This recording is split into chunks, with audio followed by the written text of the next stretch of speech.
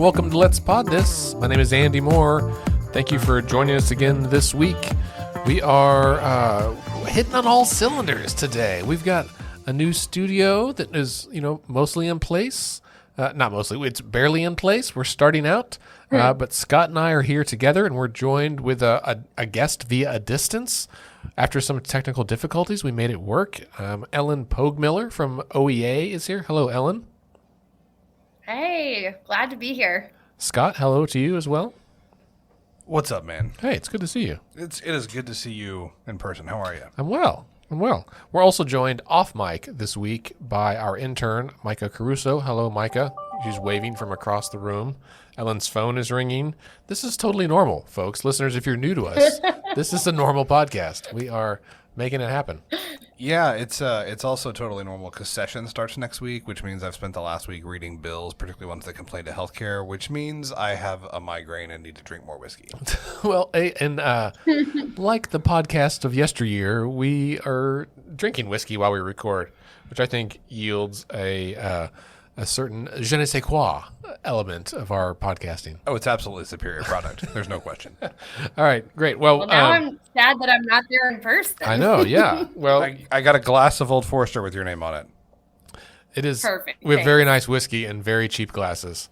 And glasses, I mean solo cups, because we haven't yet moved in. Because we're in college. Yeah, maybe by our next episode, we'll have a better setup. We better, because we have another special guest. Not that Ellen's not special, but we have a... Wow. Did you hear that, Ellen? He just threw you into the... special guest next week. He just threw you into... We can't bust out the solo cups for her. My apologies. No, what's funny, so I'm jumping ahead. I'm just going to go ahead and say our next guest would absolutely drink a whiskey out of a solo cup. She definitely would. So our guest in 2 weeks, actually 2 weeks from today, will be Labor Commissioner Leslie Osborne, who I don't know if this is the last time she was on. What's that, Ellen? That's a big deal. Well, she's good people. Do you know what happened the first time she was on the show? This is the story I was going to tell. Yeah. So the first time we were still recording the podcast at my house, okay, my old house, not my new house, and somehow there was a miscommunication about what time and whatever, and I needed to walk my dog because my dog definitely needed a walk. And you were late. And I was late. No, it wasn't that I remember. I was late getting home. My brother was walking his dog, yes. Is what it was. My brother was walking his dog, and he texted me, and he was like, hey, man, we just walked by because we lived in the same neighborhood. And he was like, we just walked by your house, and, like, there's some lady in a suit sitting on your front porch. And it was Leslie Osborne in, like, her suit sitting on my front steps.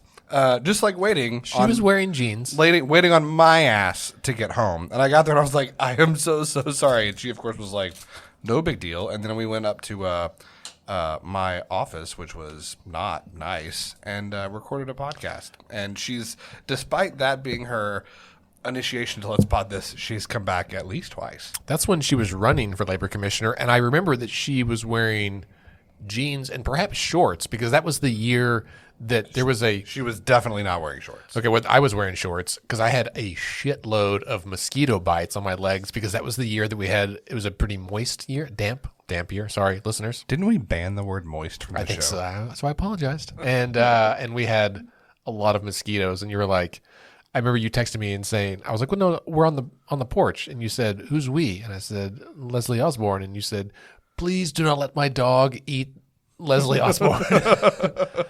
So anyway, yeah, good times. Good times. All right. Well, Scott, you started off on exactly the right point. Session begins next week. And is it already time again? It is. I feel like I'm still tired from last session. Really? I feel like it's been so long since last session. Yeah. Is that because we had an election? Well, and because there was like that year where they were just like in session for like a whole year. Because there were all the special sessions. That was last year. They had 3 special sessions. No, but they weren't still in session in like October. Well, right? They were. I mean, technically, but there was the year, like, wasn't it the year before that? That was like with COVID. They were like perpetually in session. Right. Like actually doing shit for like months. A long time, yeah. No, last year was a little bit different. It was actually a bit of a return to normal. And I hope this year goes that way even more. Now, that's not to say that normal is good. I mean, yeah, the baseline is not not great. Right. So we'll get into that.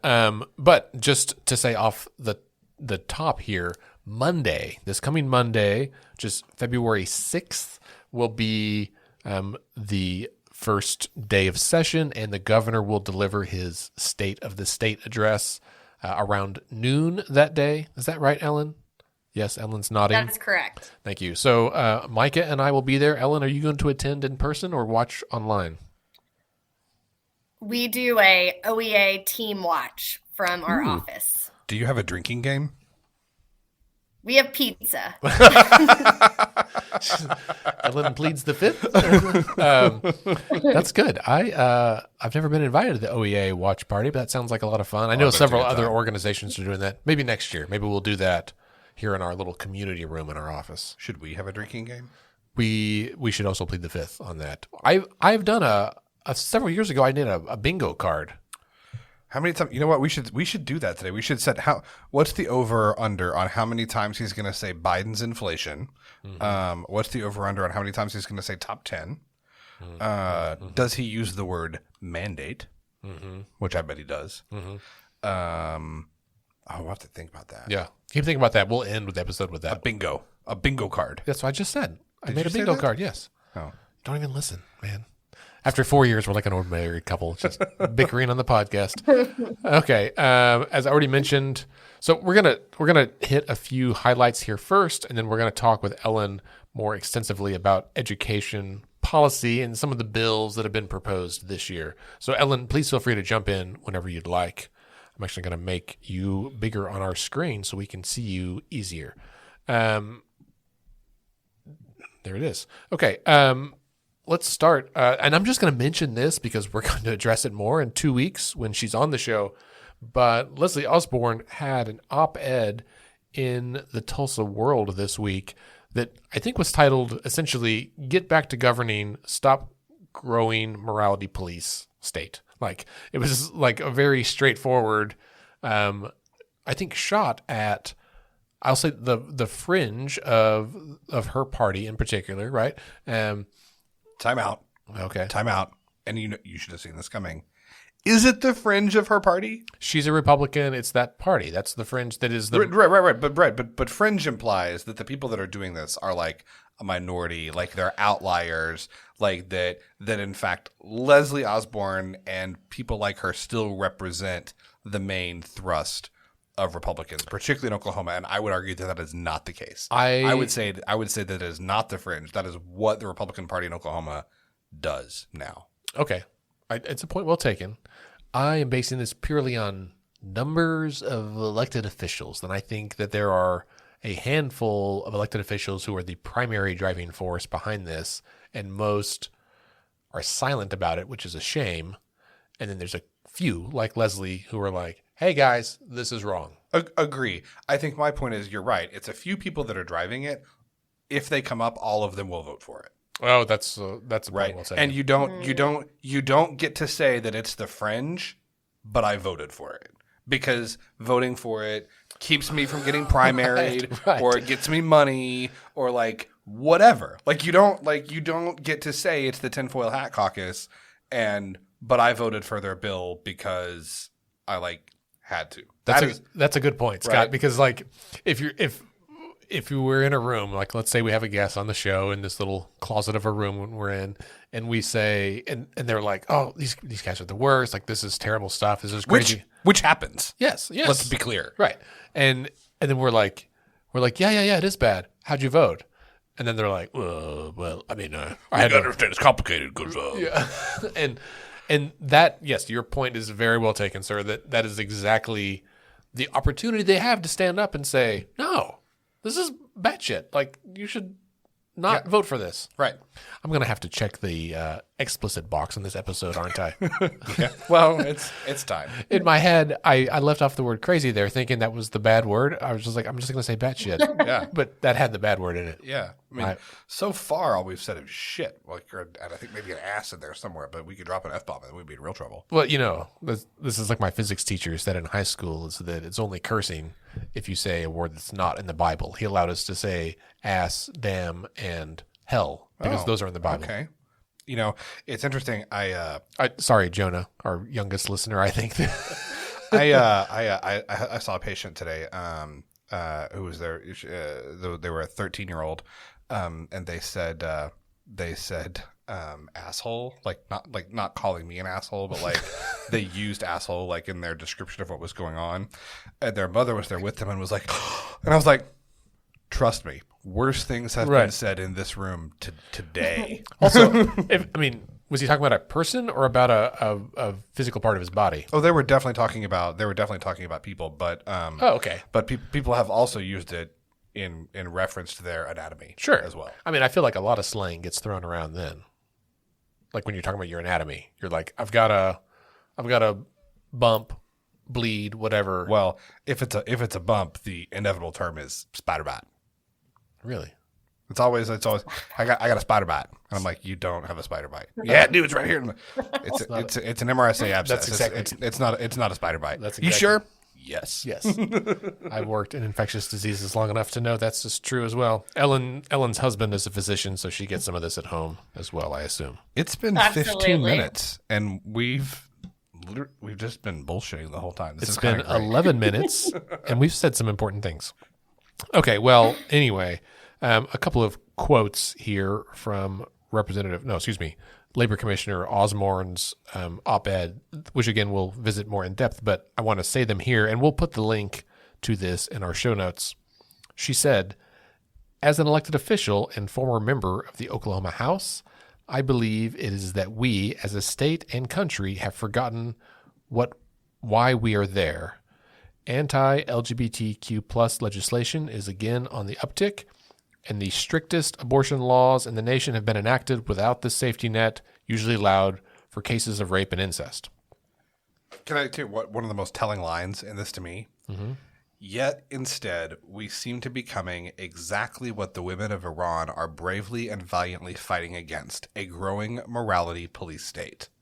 She just compared the government of Oklahoma to like the Iranian regime. That's saying something. Now, I think you and I both, I have family that's Persian, that's from Iran, and some colleagues. I know your wife's family is Egyptian, and I know you have some other colleagues from that part of the world. How do you think they would handle that comparison? That is fascinating, actually. In Ashley's family, it's often a comparison that gets made, not so much by her like immediate family, but by more extended members. It's a comparison that gets made whenever Democrats are in charge, because they would say that they fled a socialist regime, and so that a lot of that rhetoric that gets thrown around about socialism and communism, like that strikes a particular chord with some members of her family, particularly the older ones who actually remember living in Egypt, 60, 70 years ago. I think, I'm thinking of a particular colleague of mine that, was born in Iran and still has a lot of family there. I think there is no universe, I don't think, in which case, in Iran you have people that are being executed for things like dancing and not wearing religious garb and, not following particular tenets of religious law. That's not, I don't think, something that will ever happen in Oklahoma or any part of the United States. However, if you look at the abortion discussion, debate, whatever you want to call it, and look at that as fundamentally a religious argument, not a medical argument or a science-based argument, and you look at women who can, could or may die because they don't have access to that, is the fact that they weren't executed by the state, is that a distinction without a difference? Do you see what I'm saying?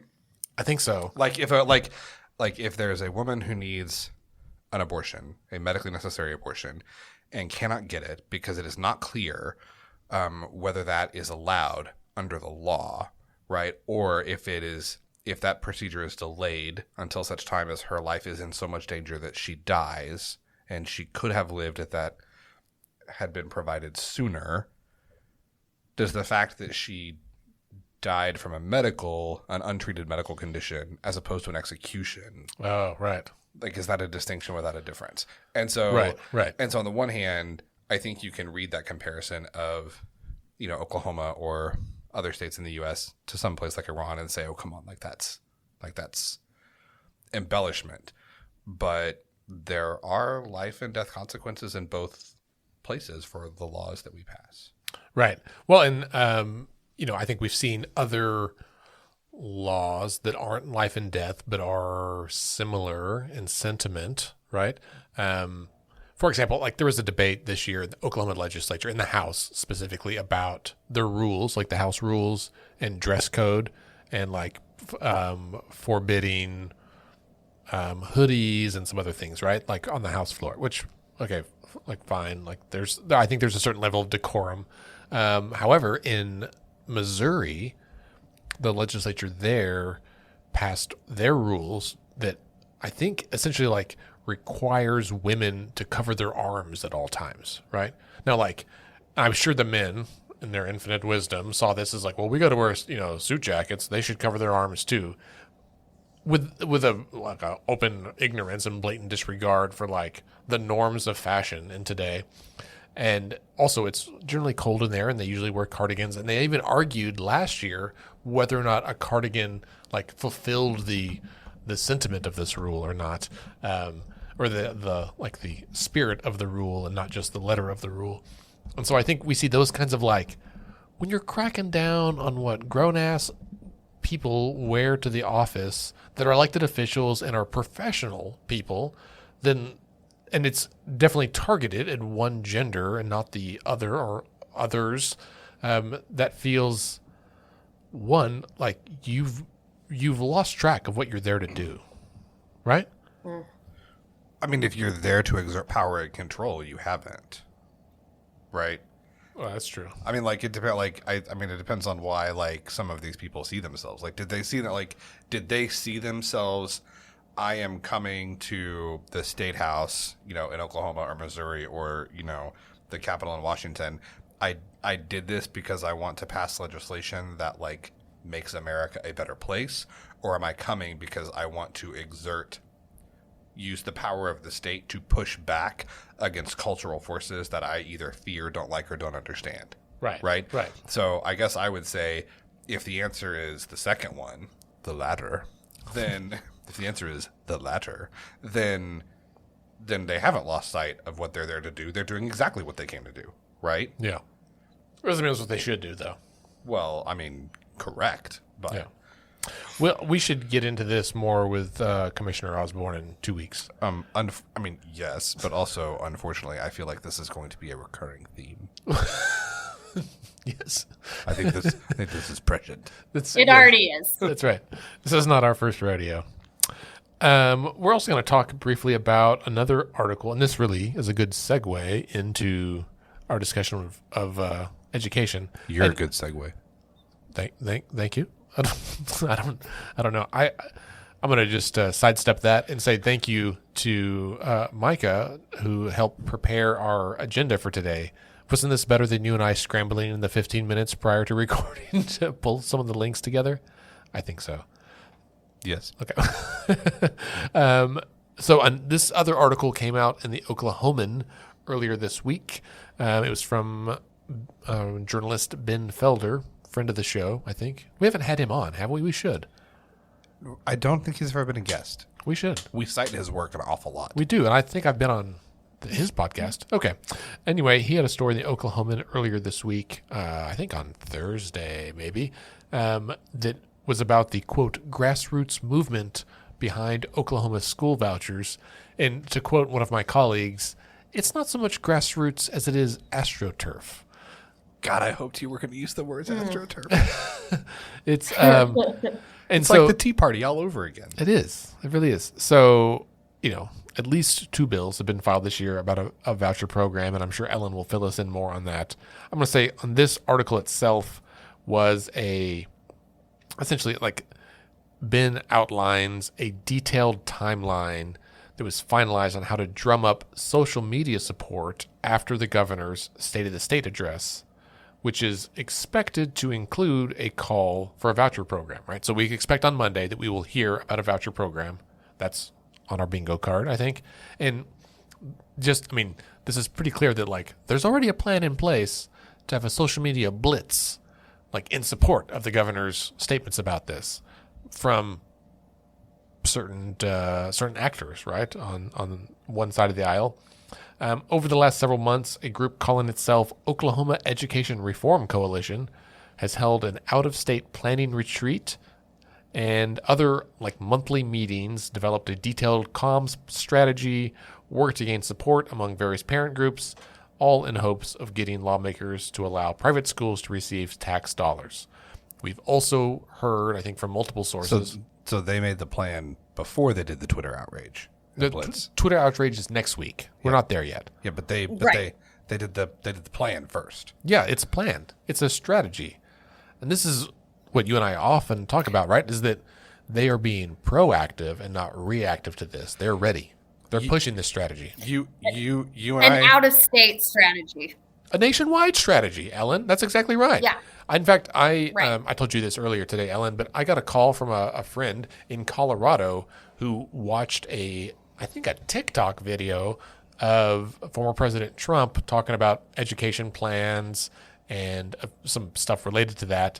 And she said, "Isn't this the same thing that your like superintendent said?" And I said, I watched it and I was like, well, I'll be damned. Yeah, it's pretty verbatim. Wait, Ryan Walters didn't have an original thought? I'm stunned. Yeah, well, I mean, he was definitely a mouthpiece for the same talking points that I'm sure they're not Trump's original thoughts either. This is an orchestrated nationwide push. There's, I think, Ellen, you can correct me, is there 26 states with voucher bills proposed this year? Yes. Before we get any further, Ellen, can you tell us a little about yourself, what you do at OEA, before we start just getting into the meat of it, because we all know each other, but for the listeners who may not, thanks for being here, and tell us what you do. So, Ellen Pogemiller, and I've been at OEA for the last 3.5 years. I'm part lobbyist, so sometimes that has a negative connotation, but really I'm the eyes and ears of our members across the state, educators and support staff who want someone at the Capitol that is advocating on behalf of the students in their profession. And then I'm part actually just organizer. So I go out and I have schools in the state that I visit. So my schools are kind of Shawnee down to Ada. So for me, I'm a OKCPS parent, but it's also so important for me to hear rural voices and what they want to see in their schools too. So that's kind of a little bit about what I do.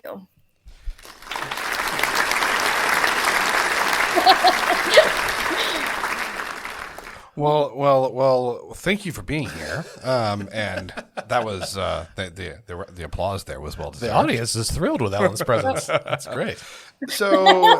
So we'll get to vouchers specifically, but before we get into vouchers and Walters and all of this nonsense, give us the lay of the land, where we are with education in Oklahoma as we enter the legislative session. What are the main issues, and kind of what do you see? What does the legislative landscape look like for education for this session? Well, just where we are in a state is not well funded. We're 49th in the state for funding. Unfortunately, that also leads into kind of 49th in testing and educational kind of attainment, but it doesn't really reflect the work that's going on in our schools. So those are educators and support staff who are doing incredible work with a small amount of funding to be able to pull off what they're pulling off. As far as the landscape goes at the Capitol, this legislative session, I think there's a lot of concern because of what happened during the election season, that there feels like there has to be a push for reform or a push for choice because people voted for candidates who use that as one of their main points of messaging. And I would say that is not at all what was reflected in our conversations with educators and parents. what they want is a better investment in their schools. And so what's happening at the Capitol now is really strong conversations about, we have a huge amount of emergency certified teachers. And the best way that we were able to decrease the amount of emergency certified teachers that we had is when we invested $6,100 into a pay raise for our educators. Just across the board pay raises helped increase educators wanting to, one, stay, and two, come back to the profession.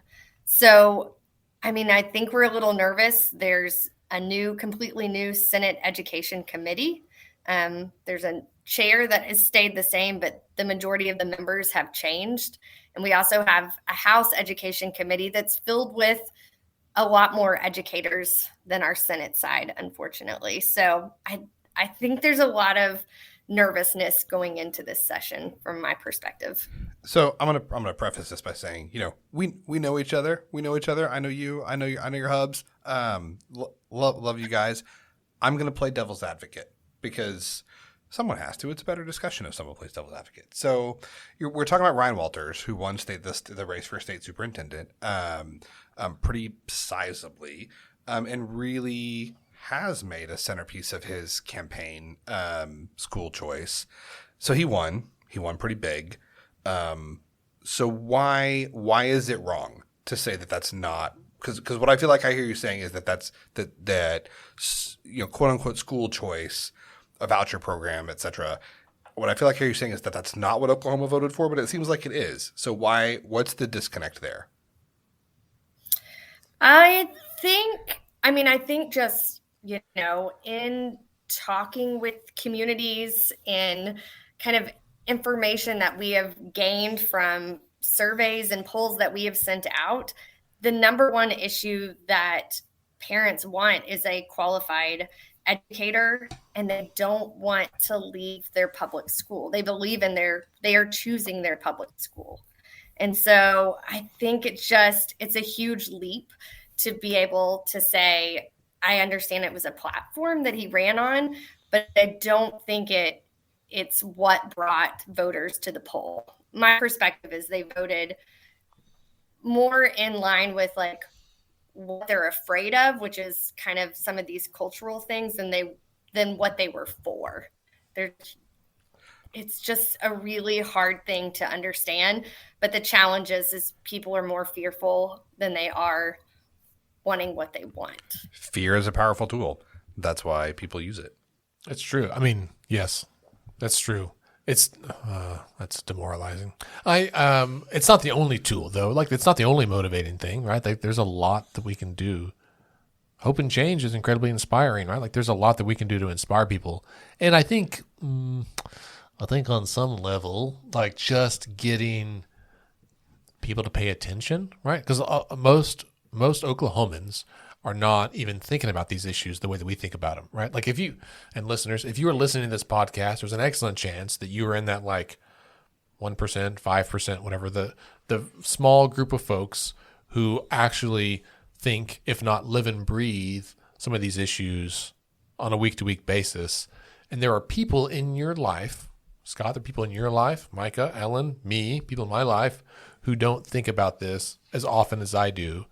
And I'm not saying that they should, but I'm saying that we collectively could help them be more informed and think about it a little bit more than they do right now. I mean, this is huge. We have this discussion all the time. It comes up every holiday. We'll start talking, and usually it's my father-in-law and I, or me and my brother-in-law or my parent. People say, "Well, let's not talk about politics." No. That is the problem. We need to talk about politics because it does affect all of us. The issue is we have to figure out a way to talk about politics without, I think the issue is not that it is that we don't talk about it enough, but we have lost the ability to talk about it without calling the other side evil, essentially. Right. I was talking to a buddy of mine this week, and he was relating a conversation he'd had with a colleague of his at work, who's, my friend is pretty progressive. His colleague is pretty conservative. and the more conservative guy, said some things, brought up some things, and my point was saying, well, my friend was saying, well, you're talking about like quote unquote liberals or progressives, like they're not wrong. They just have like, it's not wrong of them to think what they think. They just have a different opinion than you. And he said that the conservative guy was like, no, they're wrong. They're wrong and they're bad. And essentially, if they think that way, they should like, if you think differently than me, you don't get to be part of the discussion. Right. And like that's the problem, right? Is that we have lost the ability. Let me back up here. I've been married for 15 and a half years. And when we first got married, Ashley and I, we of course got all kinds of, advice, and some of it was great, some of it was less great. There was the classic, never go to bed when you're angry, right? The one that like everybody, Sure. the one that everybody says. But actually the single best piece of marriage advice that I ever got, and the one that I pass on anytime I have a friend or a sibling or a family member who's getting married is I have a point. The point is that no matter what happens, the key is to always assume the best about your partner, right? Always, even when they may frustrate you, even when they may make you angry, or you make them angry. If you always assume that they have the best of intentions, it gets much easier, right? It's much easier to work through whatever that disagreement is when you don't assume malevolence as like the underlying, Right. Yeah. the underlying issue. Give them the benefit of the doubt. Right. And we don't do that in our politics anymore. And I can hear listeners saying, well, yeah, but that other side doesn't deserve the benefit of the doubt. And you're not wrong. But but you might be about some of them, right? Like, Right. And it's a big difference because we attribute the worst attributes of the few folks who we see on TV or the radio or whatever, and we apply those to everybody else. Yeah. We had this discussion at the beginning of the episode, right? Yeah. Sure. But we're starting to wax philosophic, which is wonderful. But we need to focus on education. So, okay. So Ryan Walters wins. The governor wins. They're both big voucher fans. Vouchers came up last year. Senator Treat ran the bill. Senator McCall said it wasn't. Speaker McCall said it wasn't going to happen. It didn't happen, but it was close. So we know vouchers are going to come up this year. Walters also, Superintendent Walters and Secretary Walters, one of the same. He presented his updated budget this week to the House Education Committee, and that's you always say a budget lays out your priorities. So from looking at that, can you give us a synopsis of what is Walters' proposed budget, and what can we tell about what he wants to do with education in Oklahoma based on his budget, and how does OEA? What do you guys think about that? So his budget that he laid out, and again, a budget is a proposal, like you said, it's a priority list, and the legislature can do as they see fit with it.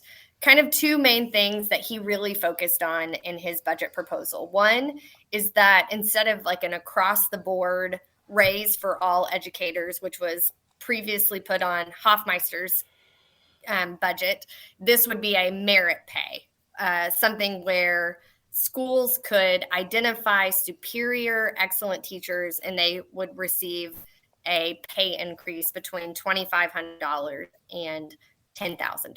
So that was one key piece. The other one was focused on a $100 million investment for reading. So as far as OEA goes, the first one as merit pay or incentive pay, no one at OEA is against providing guidelines where an educator who has gone above and beyond, like a national board certified teacher, receives additional funding.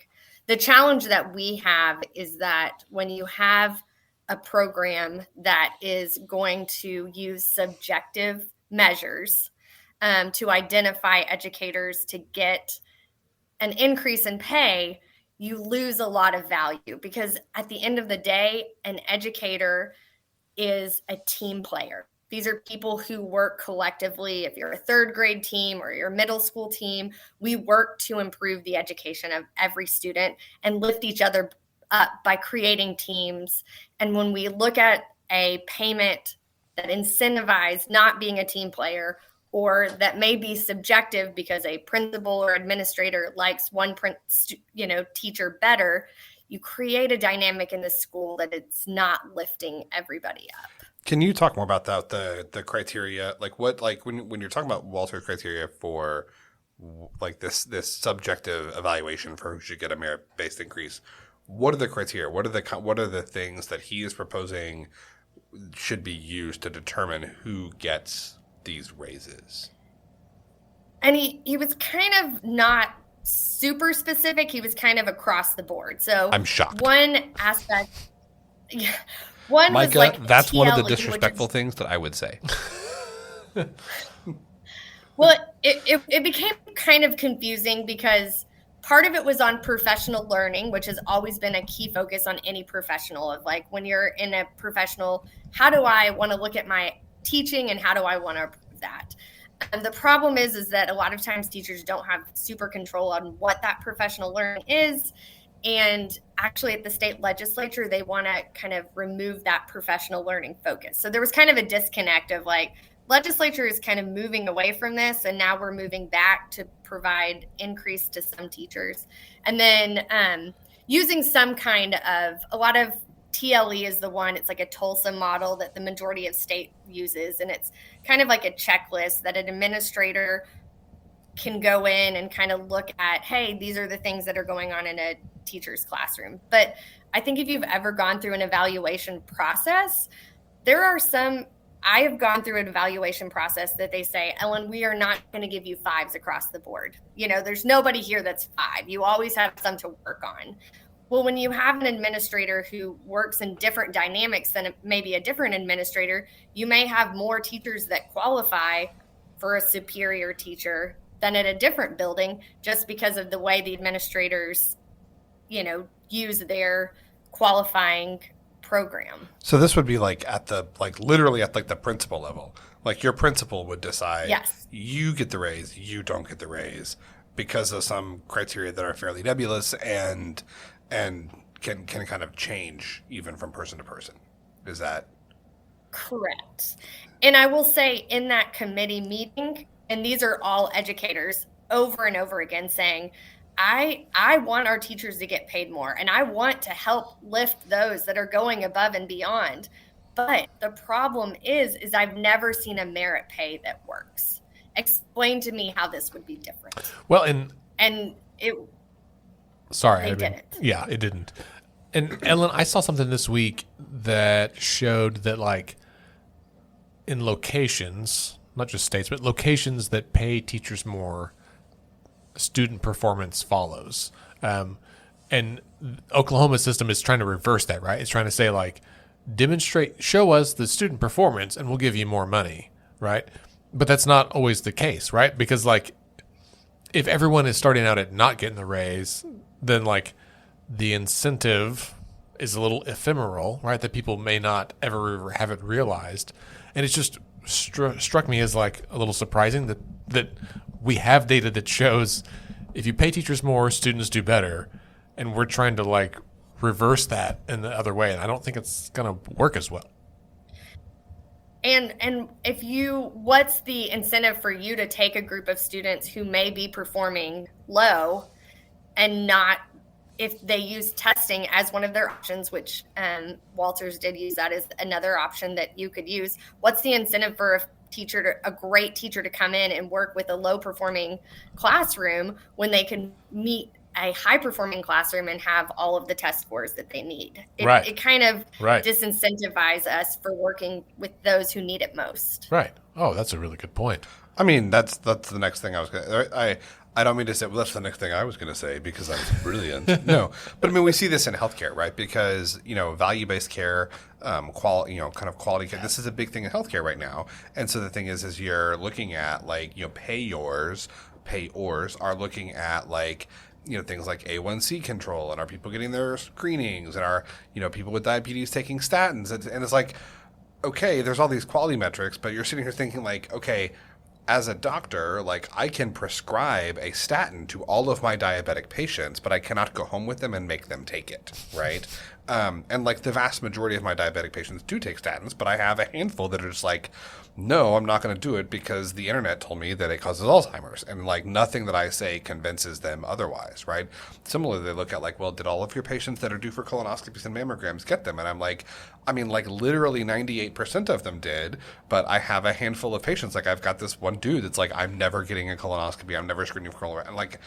And it's like, it's hard because you have this same dynamic at play that when, you know, it sounds really great to pay for quality. However, that incentivizes people to try and accrue whatever field.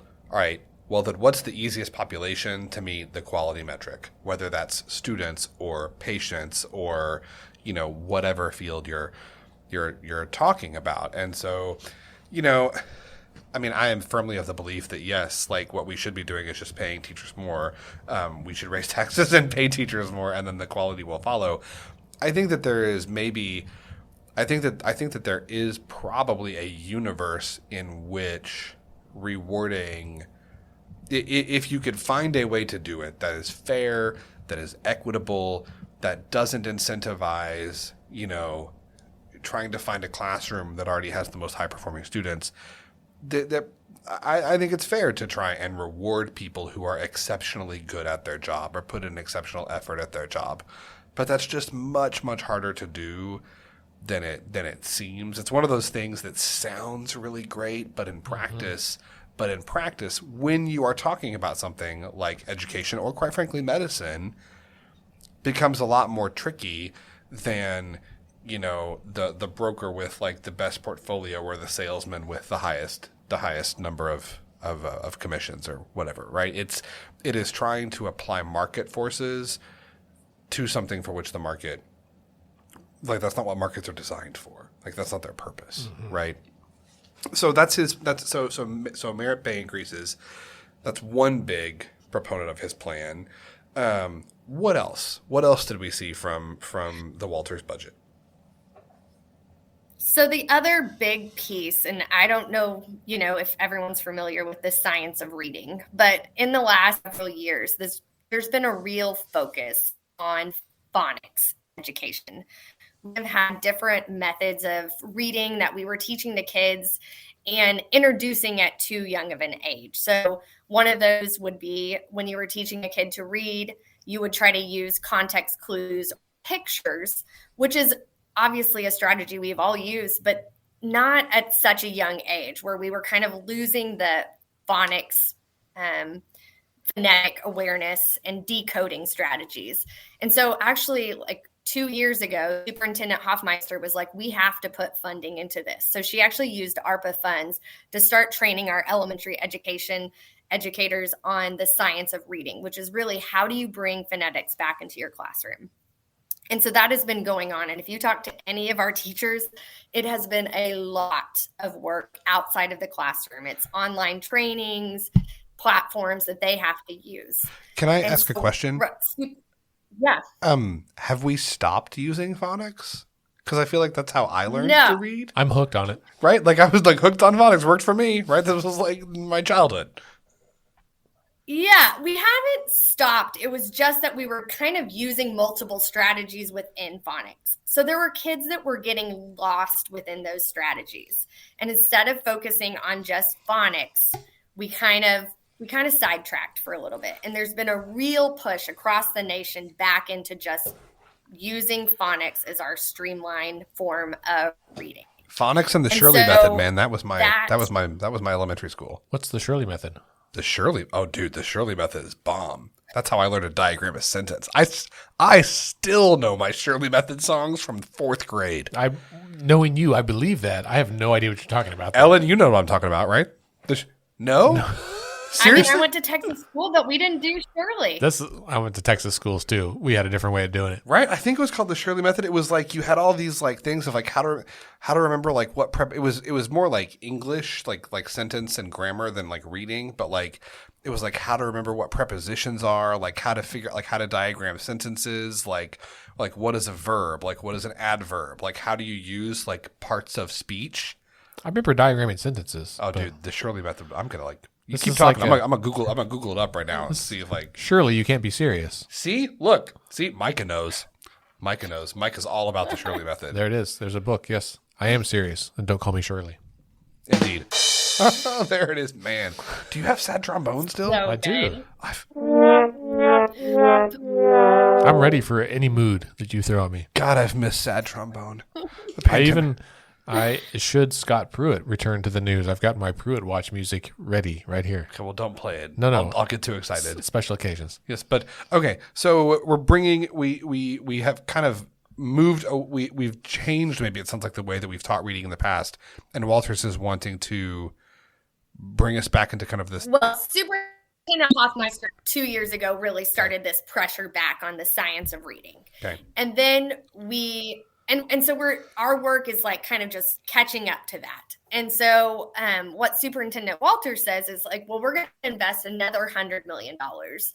And it's going to be a one-time fund that we're going to do this. And I think there were like, again, a lot of concerns from the beginning. No one disagrees with the science of reading. Representative Baker, who has been a champion for, making sure we have dyslexia training for our educators, making sure that we have the science of reading, that we have coaches that are helping educators, implement this into their classroom. These are all strategies that our legislators have been talking about. The challenge is that what Secretary Walters wants to do, or superintendent wants to push $100 million into reading strategies. And then through that training, we're going to improve reading. And it's not very long term. I mean, if you've invested $100 million, it's hard to say that in 1 year, we're not going to need those same fundings because we've started different programming. Mm-hmm. And so I think there was a lot of reservation in that room of like, no one's saying no to this. We want to improve our reading scores, but we are all thinking long term. And if we're training a lot of teachers, as one of the representatives said, when we have a turn rate of teachers leaving the classroom so quickly, we can't just train and then hope they all come back next year. What are we doing to ensure that those teachers are coming back who we've trained, and making sure that this is like a long-term strategy to help kids across our state?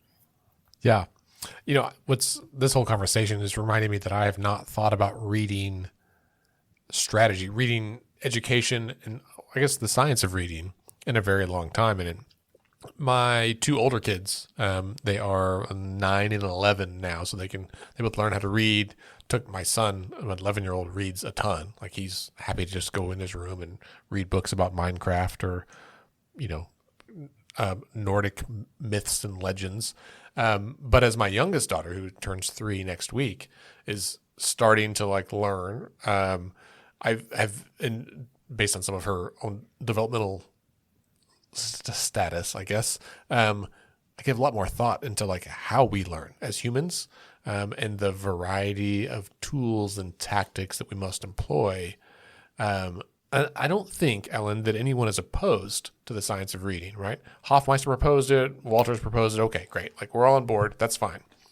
I don't think there's any consternation about that, but there are other issues that are coming out that are certainly maybe distracting from that, right? And this is, I think, when it comes to regular, everyday folks, we have to think about this, and Scott, this is to your point, we can't write everybody off as all good or all bad, right? We can't have this extremist kind of, in psychology, we call it splitting. I'm going to write Nathan Dahm off as all bad. No, hey, we talked about his bill about nuclear power plants. Shit. He has some good stuff. Shit. He's had one good thing. You're right. But we can't just write all this stuff off as bad, but we do have, because if we do, like we let perfect be the enemy of good. No, there may be a lot of bad that we can oppose. And if we are more strategic about opposing the bad and more strategic about supporting the good, we might, just might, move our state ahead, move our state forward just a little bit, right? So, Ellen, were you at the meeting this week, the committee meeting where he presented the budget? Yes. Yeah. So, what was your takeaway from that meeting and how it was received? Because as you pointed out, which is really good and accurate, Superintendent Walters, he can have all the budget proposals he likes, but the legislature appropriates dollars, and can, in some cases, dictate, at least put some strings on how they're spent. So he laid out his budget. How was that received it was the House Education Committee, right? House Subcommittee on. It was actually House and Senate. Yeah. Okay. So how was that received, and what do you think we're seeing moving forward? I think it was received with hesitation. I think there was a lot of just questions about, what would this look like across the state? What would this look like in my community? And I think there were still a lot of unanswered questions. And so, I think while for the most part, the focus was on the budget, there was just general concerns about how we talk about educators, how we treat educators, the respect that this profession. And I just think there is definitely discourse between that Superintendent Walters and the body at large. Sure. There's the other big thing, and we talked a little bit about this last week, I think. Senator Adam Pugh, has a major education kind of policy initiative, proposal, whatever you want to call it. What OEA? What do you guys think about the Pugh plan? We like the Pugh plan. The Pugh plan is a plan of someone who has listened to people across the state. There was a focus on pay, on looking at how we assign grade systems to schools, like rethinking a lot of things that we at OEA have been saying for a long time. And it doesn't include vouchers, right? That was not part of the discussion. It was not part of the discussion. It is interesting, given the conversations at the Capitol the last couple of years, for such a comprehensive education plan to be revealed that did not include vouchers. I will say that we were ready to, with our messaging of how we were going to, respond to Pugh's plan. And we all sat quietly and listened and reflectively thought, this is a plan that really prioritizes a lot of issues that we would like addressed in our state. I'll say, Senator Pugh, I don't always agree with him. In fact, I would say I often don't agree with him. But I do think that he is a pretty thoughtful guy. So it doesn't surprise me that he would put forward something that, maybe it's all good, but whether it's all good or has a lot of good and some not so good, whatever, it doesn't surprise me that he would put forward a plan that looks like it's had a lot of thought and effort, put into it, not dashed off on the back of a napkin. Right. Well, and I mean. Senator Pugh, given his district, right? He represents Edmond East, I think the eastern half of Edmond, right? He's a Republican, he's a veteran, Air Force veteran. And when you look at, I think, how a lot of parents view themselves, whether they live there or not, right? Like a suburban dad who is a veteran and middle class, all those kind of things.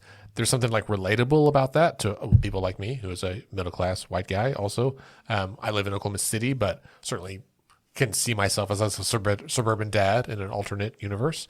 And because I used to live in Edmond, I guess. And so I think there's a safety that comes from a plan like that. And that's also because the vouchers are being proposed and couched as this school choice option for you can choose whatever school you want to go to be you know what? The choice really exists like from the schools, right? Like every school is competing already to be the best public school they can be with the resources that are afforded to them. And the plan like that, I think, is accessible to a lot of people in some really empowering ways. Is that fair to say, Ellen? Absolutely. Yes. And it's so important when we talk about choice that public schools, like in Oklahoma City, there are 26 public schools to choose from. We have open transfer. That is a choice made.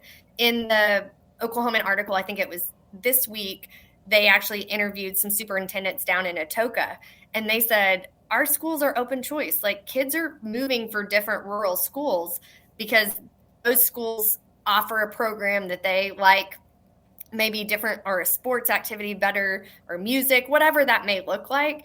But I think when we talk about choice, and I do think that was reflective, is that we have done a great job of allowing choice in public schools, and 90% of kids are choosing those. And when we talk about bringing in choice from the private, we can show nationally that 80% of those people who are choosing those vouchers are people that are already in the private school system. Right. And those are already people who make way above the income that don't need, a voucher assistance program. Right.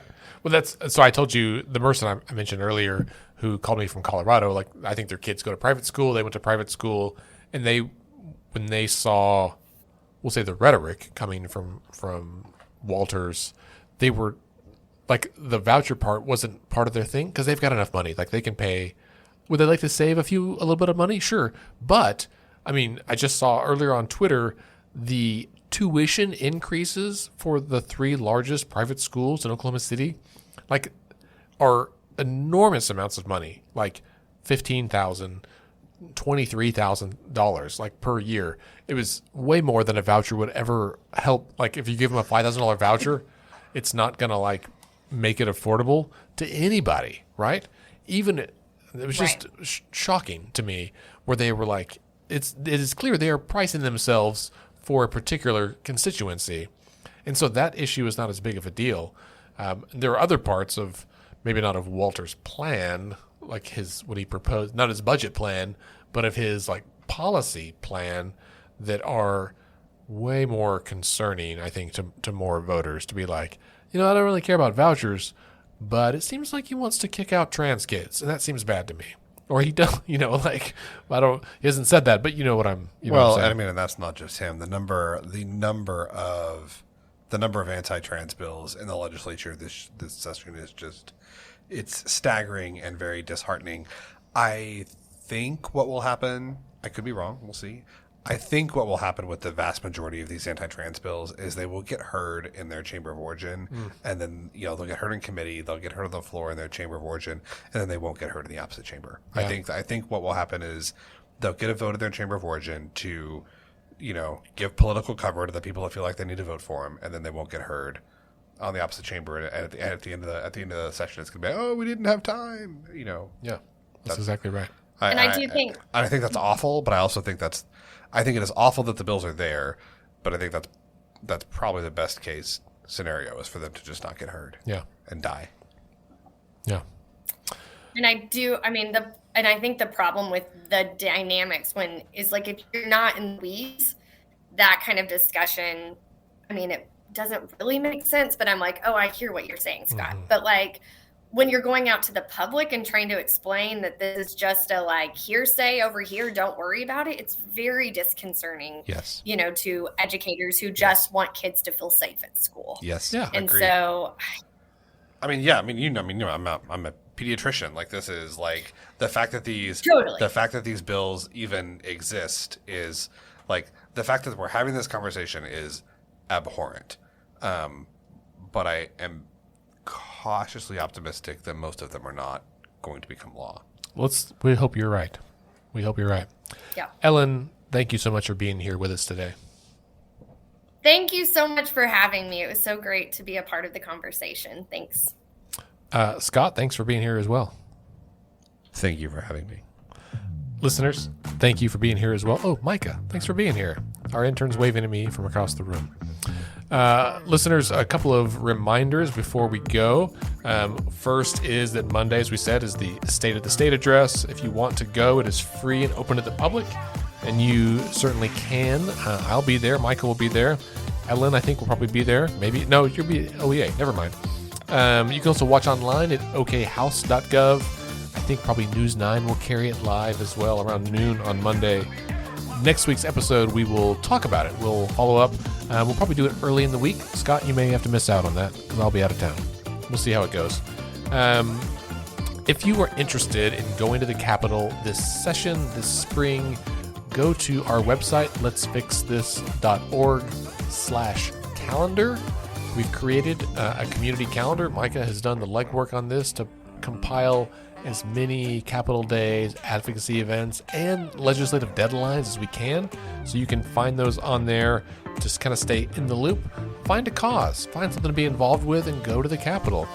We'll try to be there for many of them. If you have questions or interested or just curious, please reach out to us. Happy to answer those questions, and we would love to hear from you about what guests, what topics you want to discuss on the podcast this year. You can email us anytime at podcast@letsfixthis.org. And with that, as we say every week, decisions are made by those who show up. Have a good week.